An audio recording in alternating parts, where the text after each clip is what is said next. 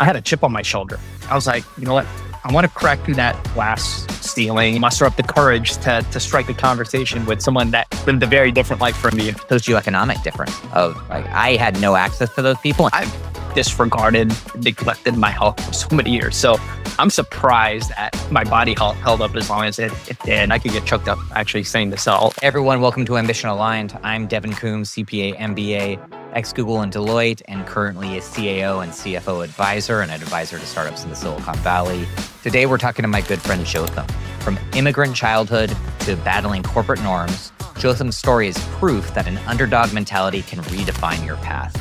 Join us as we uncover how to build a company from the ground up and his journey from immigrant to accountant to CEO, as well as a surprising reveal for his next chapter in his journey. Let's dive in. Hey, Jotham, really appreciate you coming on. It's really a pleasure. And I think our audience would be really interested in just hearing a little bit about yourself. How would you describe your journey from where you started to becoming a CEO after becoming an accountant? Yeah, first off, Devin, thanks for having me here. It'd be a pleasure to be on your show here. And, I guess I have to first ask you a question, like, how far do you want me to go back? Like, from the initiation point of my career, or, further back than that? Further back. Where do you think your story starts? All right. Like, how do you tell it in your head? All right. So now that you're giving me permission to do that, I'm going to take it way back because and I'm going to try to be brief about this and concise too, because it does kind of tie in together. So I think I mentioned this to you during my podcast recording, but my family and I immigrated from the Philippines when I was 8 years old. And so growing up in my childhood, it was, definitely not in the most eloquent of neighborhoods. Let's put it that way. Obviously just trying to get up to speed on like the language, the culture, and so on, what was challenging. But add to that, this twist of growing up in a, community that wasn't as affluent. And I think what that really highlighted for me, and just, I think I've shared this with other podcast guests before too, where we think life stories, seeing our people work hard around us, fellow immigrants, my parents, obviously, and family. We've wanted to make the most out of the opportunity despite the subpar circumstances, right? And so that's exactly what I set my heart to do. And so throughout school and college, I was one of those guys, Devin, that worked 2 jobs at a time at college because I just needed to make it happen. One thing that I always felt I was limited in when I was going through school and college, because I didn't have the great, super great education. I mean, my school in high school wasn't like super bad, but it wasn't like, top notch either.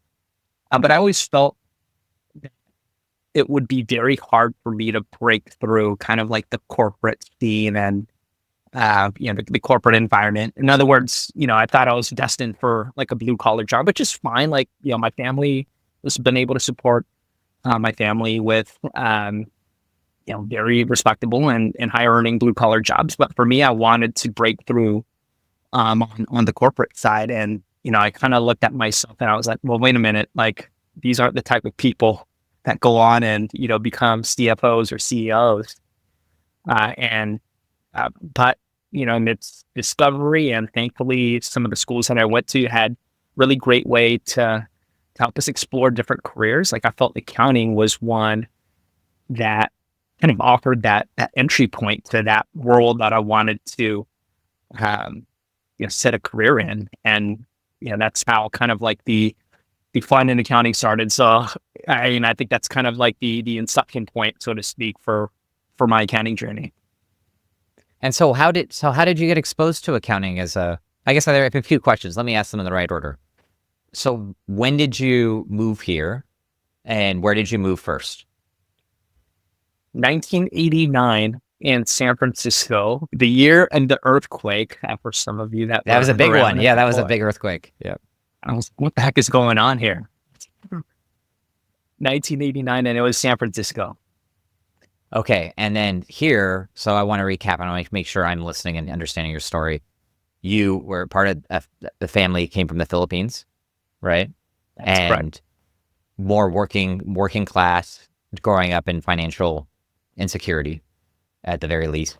And you ultimately were able to find this liberation, or like you were kind of on the path of going to the general Filipino kind of jobs or the cultural jobs. And accounting wasn't in the sphere, right? Education wasn't it. There was no one to role model yourself off of in your local community. Is that a fair Yeah. In assertion? fact, I'd take it even a step further. I mean, there's skepticism, right? And I won't name who in my circle, wanted me to be successful and wanted to promote careers that were more realistic for me. But I definitely wanted to do something different, and I wanted to stretch myself a little bit more. And in fact, stretching is probably not the right word. I think if I'm being honest with myself, Devin, I had a chip on my shoulder. I was like, you know what? I want to crack through that glass ceiling and see if someone that comes with from my background and my neighborhood can break through that. And so, yeah, I think it was a chip in my shoulder more than anything. Yeah, and I respect that. And I have similar a similar experience that I don't think a lot of people will appreciate or understand unless they've been in it.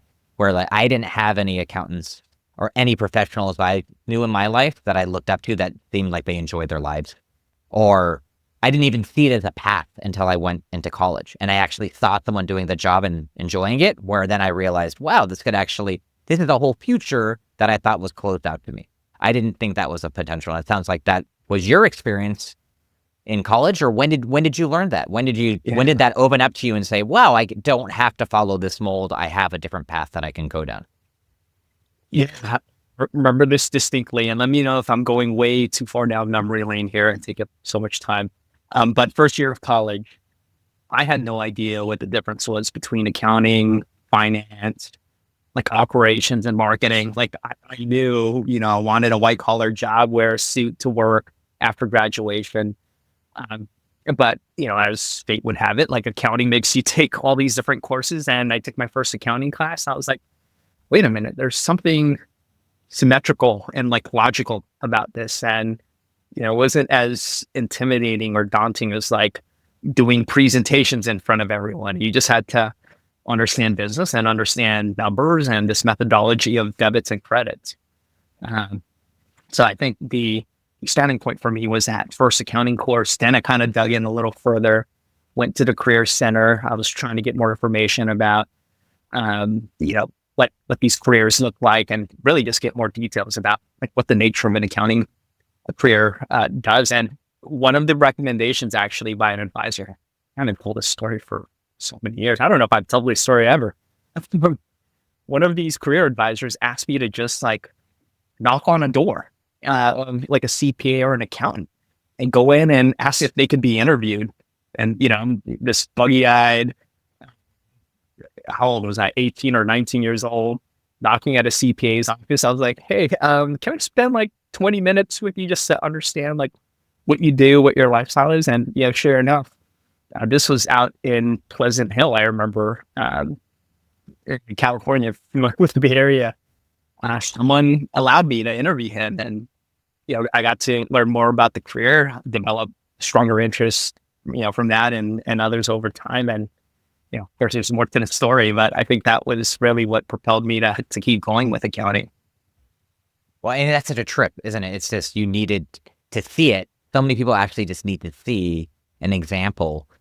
And those who are in the culture, they don't get that if you're outside of it, it's so foreign.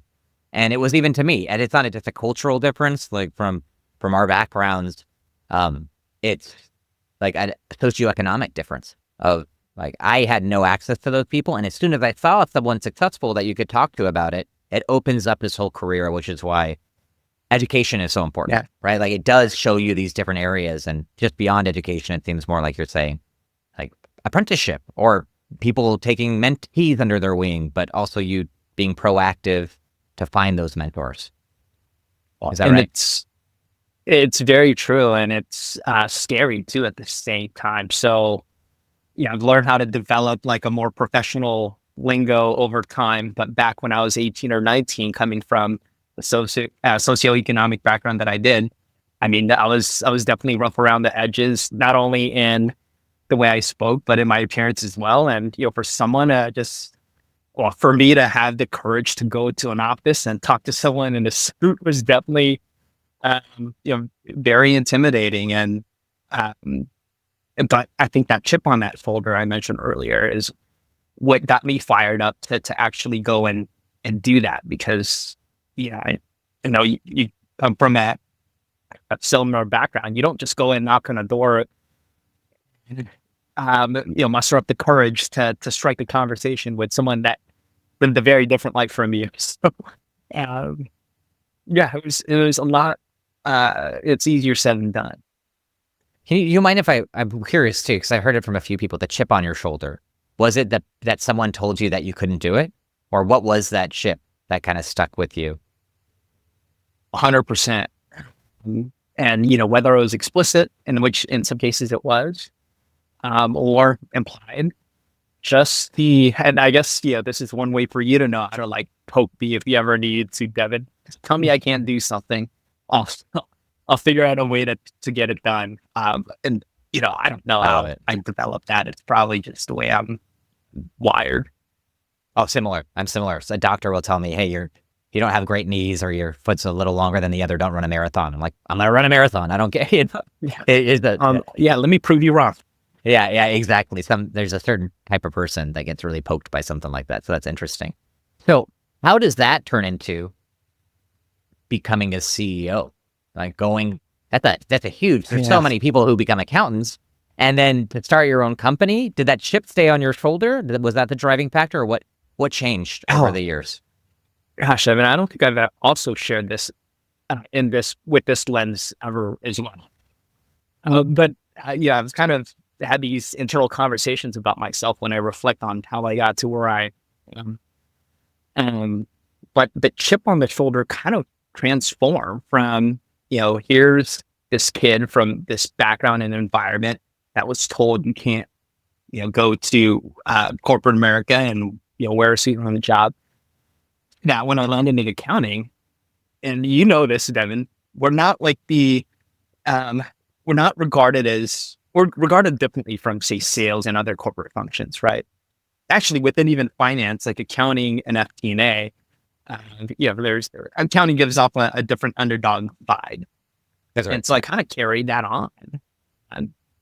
And so, when you hear, and again, sometimes implied, sometimes actually more explicit, when you hear other corporate functions say, hey, just whip me up a spreadsheet and, go do your fancy VLOOKUP formulas. No need for you to understand strategy. Like that fired me up too. So, I'll skip a few steps, but, of course, I knew that part of the blocker for being able to do more strategic work were the stupid spreadsheets that everyone was relying on me to produce.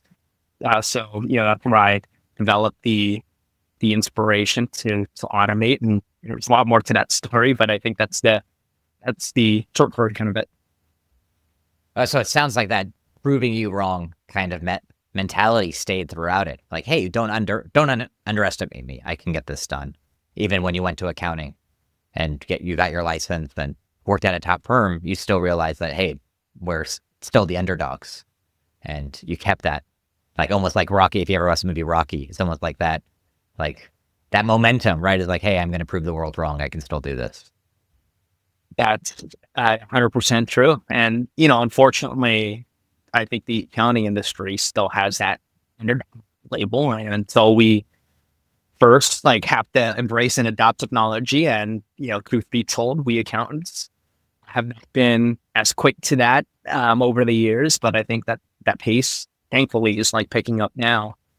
But yeah, I think in short, I think the accounting profession still needs to prove itself that it can contribute more to an organization beyond crunching numbers. And thankfully, there's more technologies out there that are helping us break through that. Yeah, it's something that always triggered me. I'm not a big fan of the word triggered, but it triggers me when, even at Google, if you were in finance, you got a higher pay rate than if you were in accounting. And then that's all true in a lot of organizations where accountants get a slightly lower pay rate than other finance functions, even though a lot of those finance functions don't have the same certification requirements as a CPA. And it's just a branding, or like you said, the underdog mentality of like, you guys are just doing the spreadsheets, you're just closing the books. It's like, come on, like there's so much more than that. And there's a branding issue with the accounting. But I don't want to go down that rabbit hole. I'm really curious on how did you go and start your own, like what was the day? Was there a day where you're just like, screw it, I'm going to start my own company? How did that start? Yeah.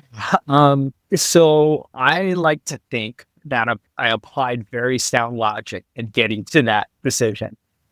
And I applied it very similarly, actually, early in my career. So I was at KPMG back in 2003, around the time of Enron.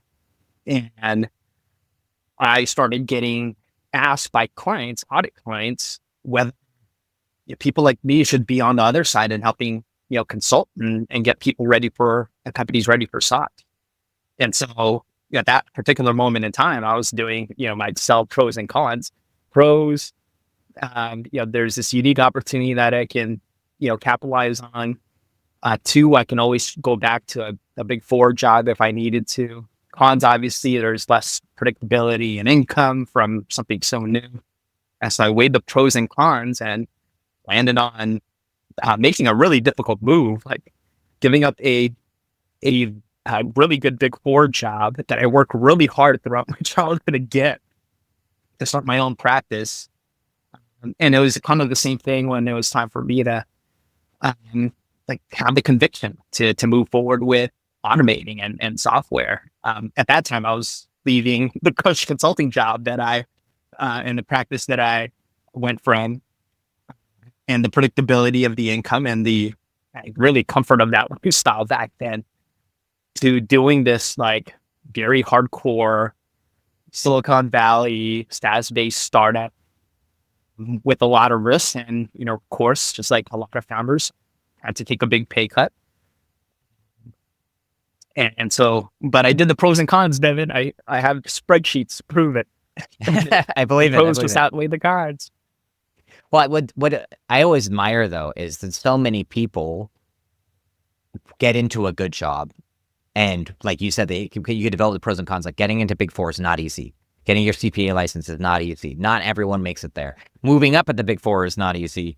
And then they get stuck. They get like their lifestyle creeps up, and then they kind of get stuck, and they are not willing to take risks. And I see so many people with my friends, in their 40s, right? It's like they're not fulfilled in their career. They want to take a risk, but they're too nervous. When in actuality, they have the most security they've ever had in their whole life. Like, hey, you have a bunch of money, you have a license, you have a career, you can go. This is the time you can go take risks. Like, what got you through that? The fear, because it's not easy. It's not a decision. You're like, oh, pros and cons. Okay, there's a few more pros. I'm going for it. It's like there's an identity shift. There's a lot there, right? Yeah. I mean, I think it definitely does help though that it's still grounded on some form of logic, which again is like the reason why accounting appeals to me so much, right? Like there's still some methodology involved in making really big life decisions.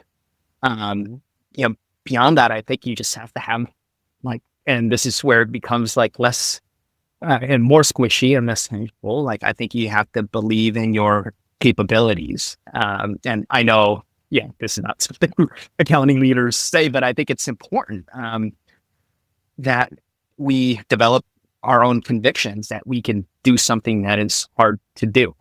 Because otherwise, we accountants had to be skeptical about everything. And, as grounded as you are on pros and cons, without that passion, that belief that you can succeed, I needed that to push me over the edge. And I think it's worked in most moments in my life. Yeah, and I'm not disparaging the pros and cons list at all. There's definitely, that's how I quit Google. And I think everyone thought I was crazy when I quit Google, and I was doing quite well over there to go do my own thing and work with PCG. And it came down. I did the same thing, pros and cons list. And I was like, hey, I think this makes sense logically. I have a logical explanation for it. But then you also need the drive, right? Of the passion of, hey, I also am excited to do it. this is also something which is a pro, I guess. So it goes down. I guess the logical formulation. You can't beat them. They always work. What has that journey been like for you though? Like from all of the things you've done, from consulting to Big Four accounting to being a CEO, what have you enjoyed the most throughout this journey? Yeah. I mean, I think just the growth and the learning, and I think that comes hand in hand with like trying to having that chip on your shoulder, right? Like in order for you to prove that you are more than what people believe in you, you have to accomplish things, right? And for yourself or for accomplishments that are visible to others. And I definitely take a lot of pride in what we built at Gapify, kind of developing the software and getting out to market, first to market type product in accruals management, building the team, going through VC fundraisers, several rounds successfully, which is not something that's easy to do. And for us to actually still exist at this point and growing, I know statistically it's uncommon. So I think taking stock of those accomplishments, it definitely makes this worth it. And just like to watch myself kind of grow and learn new things beyond accounting, right? Running a company, partnering with different functions who have very different mentalities and lives, getting to meet people like you, it's kind of just like opened up the world to me in ways that I don't think I even imagined when I first developed that chip in my shoulder back in high school. I think it's, thanks to accounting, it's kind of made me a more complete professional and person. And I know you and I spoke as I was coming in. I'm also going through a transition in life right now, where I am stepping away from running Gapify, and obviously not least, as I mentioned, kind of prompted by health reasons. But I think just like the decisions I made in life, I shared with you the pros and cons. Like there's definitely some kind of logic grounded approach in making these very tough types of calls. But I think in terms of like the passion that I talked about thereafter, just being able to figure out what's next in life and what I want to experience. I have a feeling it's probably outside of accounting once I go through my recovery process, but it's an opportunity to continue to grow and stretch and expand myself in ways I'm not quite sure yet, Devin. So you're getting this hot off the press. But I'm just like thankful I'm in a position where I can make these decisions, have options and opportunities that I can explore. Yeah, and I know there's this straight instinct where I want to say like, hey, I'm sorry to hear that's all going on, but it's not. It sounds like it's an adventure. It's like your next journey that you're going to go on, and it sounds like it's well thought. Knowing your pros and cons list, it's well thought through that isn't the right decisions for you. So I'm excited to see what that next step of that journey is. Would you mind sharing with everyone kind of like, it sounds like there's so many ups of the business side, but I haven't talked to enough CEOs on this. Like I know there's the challenges too. And so could you share some of the big highs and lows of what being a CEO or leadership has been like, if you don't mind, with everybody? Yeah, absolutely. I mean, the biggest highs is definitely partnering with, people within your team and your customers to just achieve things, right? In the same way that I was laser focused on accomplishing so many things throughout my career, when you can band a group of people from diverse backgrounds and experiences and do something. And I know it sounds cheesy to implement an accrual management software so someone doesn't have to work a weekend anymore. Obviously there's a lot of things in between implementing a software. Just working together and supporting people at the end of the day to do something great. Again, I know more on the squishy side, not non-numeric side. But that's definitely something I've always taken stock of and am never underappreciated. Well, you created something. It's easy. Like I'll sorry to cut you off, but one of my favorite quotes of all time is like, there's no such thing as original thought, only original action. And it is something to bring a whole group of people together around a thought that's probably not that original. Like everyone wants to automate their accruals, but to get everyone and to create that, there's something amazing. You put something out into the world that didn't exist before. And accounting's a bit like that. You're like bringing order to chaos in a lot of ways. But then to create something out of all of that is quite an accomplishment. And not like most people don't do that. And yeah, so it sounds like that act of creation, co-creation with other people was just huge for you, right? And to see it come to life, Devin, and then to know that, several years later, customers are still enjoying the benefits of that effort, whether it's the product, the implementation, and so on. I mean, it's just special. But I was going to say earlier that the kicker, the bonus, the icing on the cake.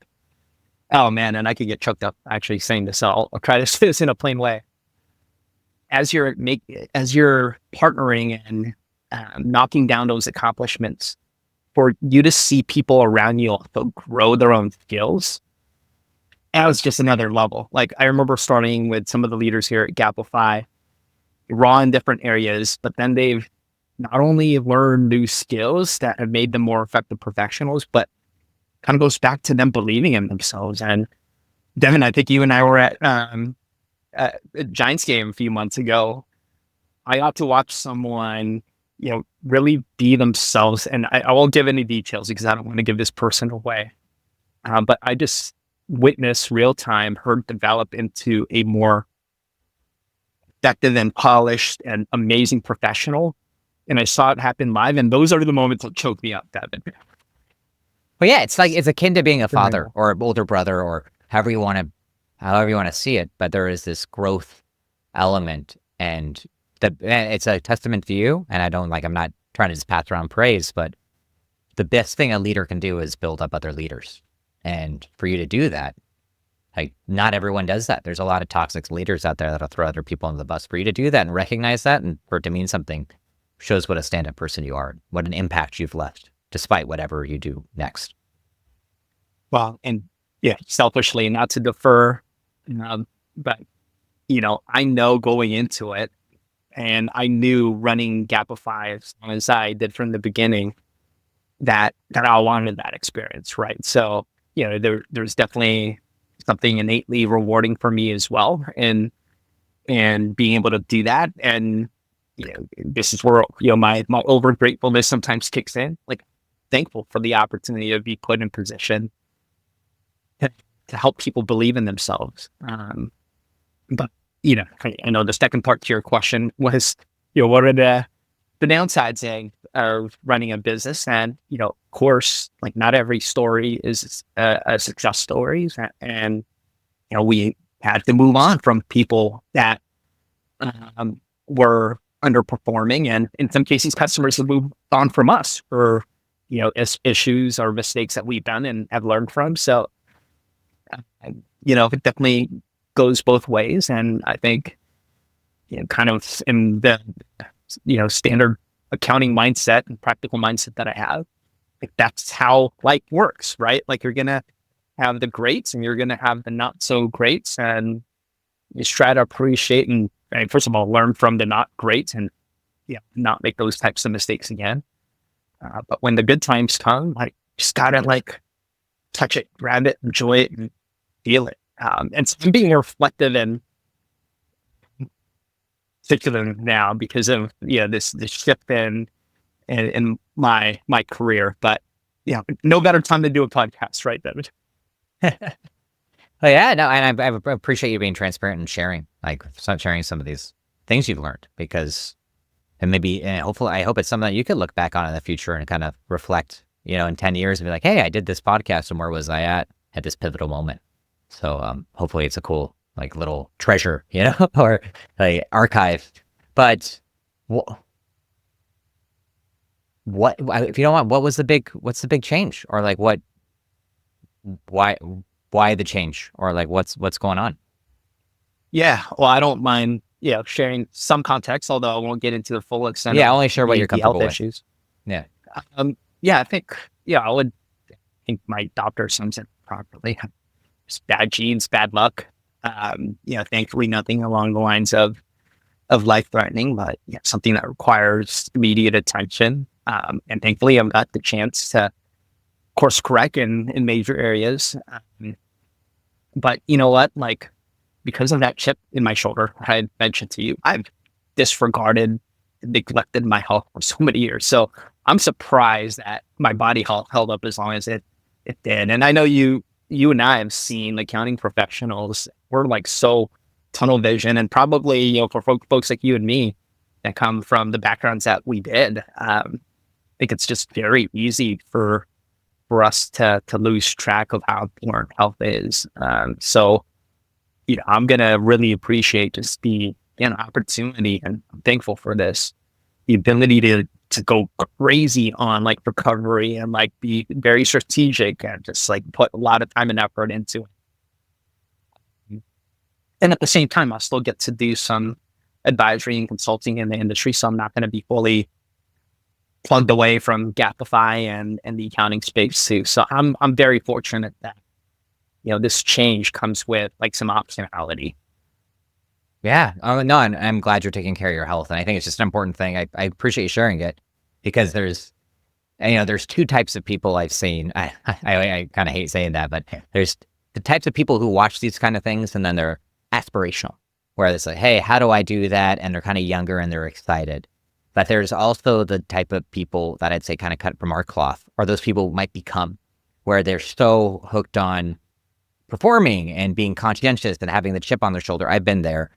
And you meet these people, they wind up being, the partners at Big Four, they wind up being the CEOs at companies, and health really takes a backseat. It's really tough to run a company or to be a top performer and also take care of your romantic life, your friendships, your health. And it's not sustainable for a lot of people, especially with how we've made technology nowadays, where like, well, I was at Google, there was times I'd take 3 a.m. phone calls and midnight phone calls, and I'd sleep for 2 hours and get pings in between during quarter end. And then I'd wonder, I'd go to the doctor and be like, why am I having trouble sleeping? And they'd be like, well, you're working 20 hours a day. How are you supposed to sleep? And like, where are you supposed to sleep? And I'm like, yeah, but I need to work. So there's that dark side that really does exist. And I don't know, I'm always challenging or trying to reflect on like, how can we create a more sustainable life for our leaders, right? So they don't have to, and it's not always just the work environment. A lot of times, like genetics, I have my off genetics. Everyone has things they have to take care of, but how do you build space to take care of those things? 100%. And I know this opens up a whole another topic or can of worms, depending on how you look at it. But in answering that question of like, how do we create a better path for leaders to do all the amazing things that we want to do, but allow ourselves to take care of ourselves. And I really do 100% believe that AI is part of that answer. And in fact, I would say that, I know kind of I'm transitioning out now, but in the last several quarters, the intensity is always going to be there. But in terms of like how much I can get done, I think, definitely helping against like the need to work 20-hour days. And, maybe it's like 18 or 16. Yeah, I think it's at least trending in the right direction. And I think that as it further advances, I think that's got a good chance of making things more reasonable. Yeah, as long as we use it right, as long as we don't just become super hyperproductive. Like now we're all doing 10x and going crazy, but hopefully I've known it's improved my life. I'll testament to it, like that, just being able to polish and draft emails or automate certain aspects of has cut down drastically on some of my hours, and I get to focus on more high value work. So what's next for you? Like what's the hyper recovery plan look like? Have you already thought it through, or what's this next season? Well, you mentioned AI, right? And I have no issues being open about this. AI, it sounds like similar with you. I use it for the highest impact parts of my life, and these obviously health is number one. So I'm not going to go to ChatGPT and ask for like a diagnosis based on how I feel. So that would just be negligent. But my condition, without going into details, there's like so many different things going on, and so for like AI to kind of just collate all of that, all the different tests and results that I've accumulated from this process. leveraging AI to be strategic about the recovery process and to support with that. Direct me when I need to, flag a doctor because certain pain levels have reached a certain threshold. Um, I guess to answer your question as far as what's next, it's like leveraging AI to get myself organized to take on this multifaceted like health recovery. And I think the more I can just focus on that, and thankfully we've got strong leaders at Gapify that will run the business. It'll operate as normal. In fact, the growth trajectory is still the same that we're targeting there. For me to just focus on that, have the tools now to be more effective at it. Of course, like I can't treat my health like a game, but there's a part of this that is like pretty exciting challenge for me too. Yeah, you're gamifying, and AI can do that really well. How are you using it? Like, are you just using a variety of chatbots and are you doing something more advanced or building your own tools around this? How does Jotham optimize AI so I could learn, or maybe the viewers could learn what we could be doing differently? I'm a ChatGPT guy. Okay. That's changed over time. I evolved from like ChatGPT then to Claude and then Gemini, and then I'm back ChatGPT, creating custom GPTs. I think one thing that is interesting to me, I haven't fully adopted this yet, although I need kind of my doctors to play along with it. Just giving them access to my custom GPTs and like for a dialogue to happen through my agent, so to speak. I don't know, it's within their rules or where they can kind of get updates from me, or for me to ask updates of them. But there's a way in which AI can sit in the middle. Whether it's interpreting, communicating, that I'm still all trying to flesh out. But I've kind of done the foundational work. I've set up that custom GPT. I've loaded in all of my visit summaries, like X-rays, MRIs, and so on. It's definitely helping me get it organized already. But I think there's like a level of collaboration that can be activated now that baseline is in place. Yeah, I'm so excited about that stuff. Like, that's where it seems like it sits too, in my perspective, not just with health, but just something I was trying to play with or build a tool around was I'm trying to get in better shape. And so like calorie counting is really annoying. If you've ever done calorie counting, like you have to and normally right now you have to find an app and enter in a table and find the food and take a picture. You'd be like, man, it'd be so cool if you could just talk to your phone and track your calories. You could do it with ChatGPT, but that doesn't go into a table. And it's like, well, if you had it, it could become kind of like a coach or like a feedback mechanism to a coach. If you were able to talk to it, it tracked it all on a table, and then it gave you feedback. And that's kind of where AI native products are going, is you have this great intermediary where you then can get an expert summary, and then you have your expert apply judgment to it, right? It sounds like that's kind of what you're building. That can be a whole business on the health side. So just be careful not starting a whole new business, on this. You probably know me enough now to know that I can't help but sometimes think that way, right? But you touched on something that I think is also gets overlooked, or maybe typically seen as more of a negative than a positive. And it's the encouragement. Actually, like ChatGPT can provide you, in my case, as I'm updating it on different pain levels and successful completion of some kind of PT session, just to say, hey, you're on the right track, keep going. That cheerleading part, I appreciate. Maybe, not everyone, it resonates with everyone in that same way, but when you're dealing with something complex, right, it's good. And I'm still human to get some level of encouragement from these tools, in addition to all the other amazing things that it can do. And that's a great thing for everyone to take away. I've seen it on a lot of on podcasts I'll listen to, is actually people are recommending, hey, if you don't have a good friend group, talk to ChatGPT, because it at least will encourage you to do good things. And it's something that's it's sad. It's exciting. There's a tool there, but it's also a little sad to recognize there's a need there where we're not being good enough friends to each other, where someone can send you a text and be like, you have a friend who's going to be like, hey, great job. Keep going. most people don't have that person anymore. I don't know what it is, technology or communities or whatever it is, but ChatGPT does fill the hole. But it's also a challenge to everyone else. It's like, how can we all be more encouraging to others? Just like you said with tying it, going full circle with your growing your business. The best part of your business was the encouragement you provided to others and seeing them grow and evolve over time. Like, how can we learn from ChatGPT? I guess on that element, right? Because it's something missing from humanity right now. 100%. And yeah, this is a whole other episode on its own, but I think when used properly, and it's capable today of doing so, I believe at least, ChatGPT can help you become more human. And, it's not necessarily just like a reference or something that answers questions, but, in my case, and it kind of ties into the founder persona and story. I mean, Devin, it's, maybe this is the way I operate and unique to me. But being a CEO and founder, you're looked at as obviously the spokesperson of the company.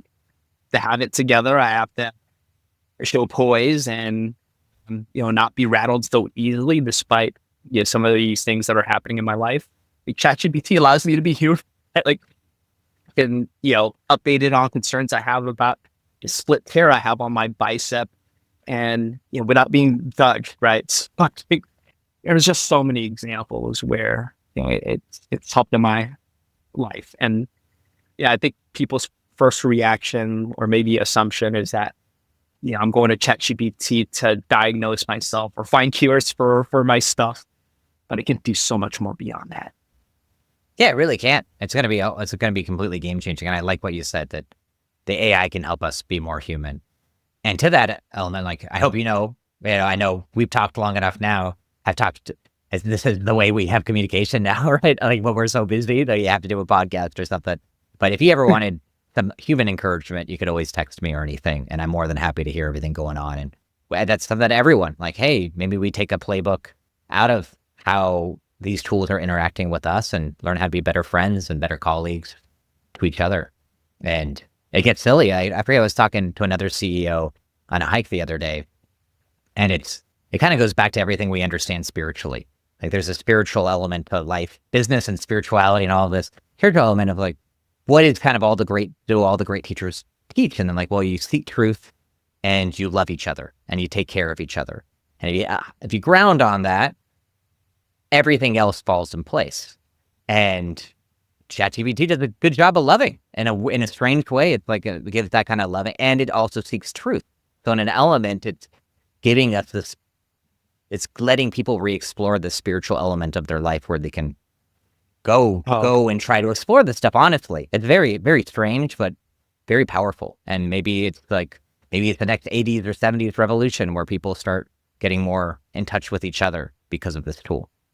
But yeah, Devin, I'm shaking my head here because it's clear that you and I had a lot of similarities. And I definitely believe that. And I think in my decision making and gosh, I'm trying to figure out how to condense this, so I'm not going too far off the ledge here.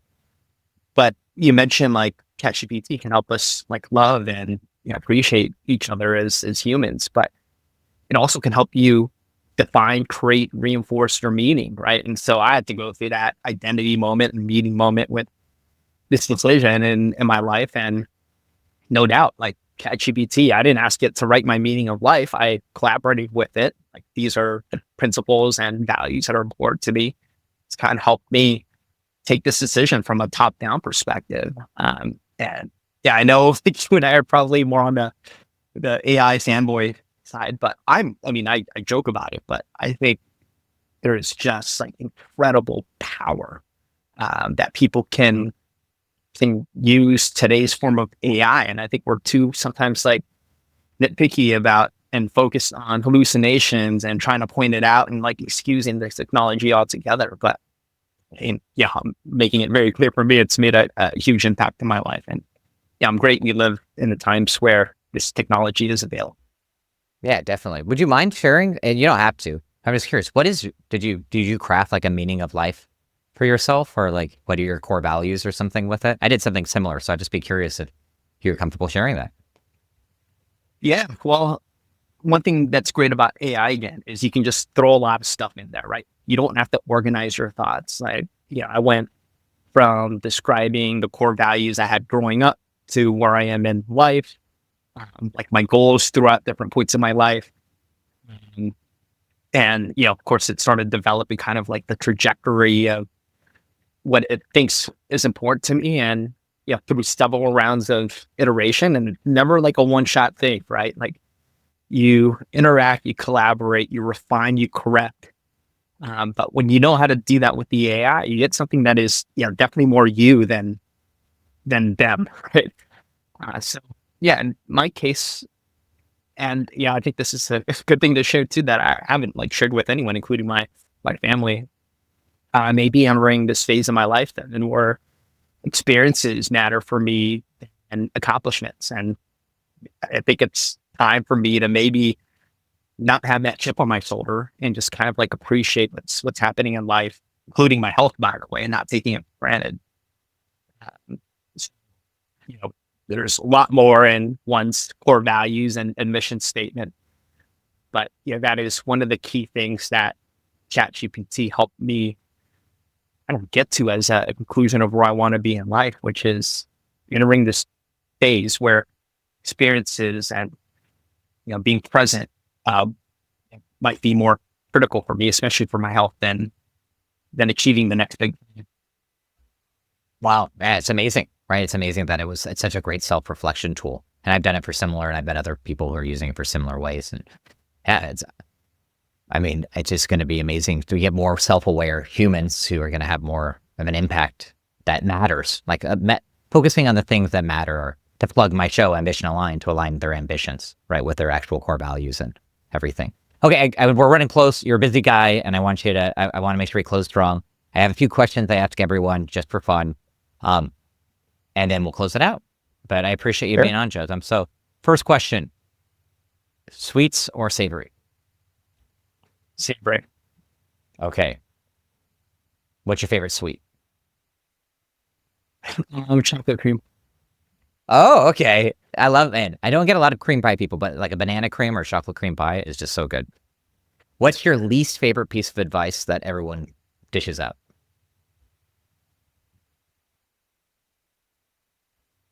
Oh, that's a tough one. I think about the AI one specifically, and just the over reliance on hallucination and accuracy, which we know is not like feasible with anything or any human. Um, and so I would advise people to like not be thwarted by that, and to allow themselves to discover this powerful new technology still.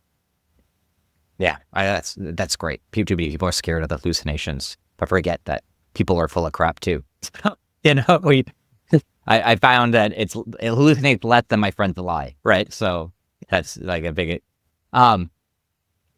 Last one. What's one piece of advice from everything we talked about today that you wish you said that you didn't? One piece of advice that I gave during this episode that I wish I didn't. No. Let me rephrase that. From everything in this episode, is there a piece of advice that you missed that you wish you said? Okay. I got this advice, and this is like one of the perks of being able to do Gapify for as long as I did. I got a chance to speak to Morgan Stanley's ex-CEO, James Gorman, and be yourself. As simple as that is, like it's allowed me to be the genuine person that I am, that I think has helped me make the right decisions for myself, and also I think get the levels of collaboration that I've been able to, been lucky to have, whether it's customers, people on my team, and so on. So be yourself. I know it's cliche, but I stand behind that 100%. Well, I'm with you that the hardest thing to do nowadays is to be authentic. There's so many ways that social media or technology or the expectations of others make us wear masks. And it sounds like you and I have found that AI can help you take away the mask and help you rediscover who you really are. And you're going on this journey with your health now, and I'm wishing you the best and hoping we stay closely in touch and reach out anytime. I'm supporting and encouraging you through that. And it's a testament to you as a leader that you were able to build a place that you can leave and will still grow. And that's what the best leaders in the world do. And you did it, and most people can't do it. So hats off to you, Jotham. A lot can learn from you. And I really appreciate you taking the time today, my friend. It means a lot. Thanks for having me on. Yeah, of course.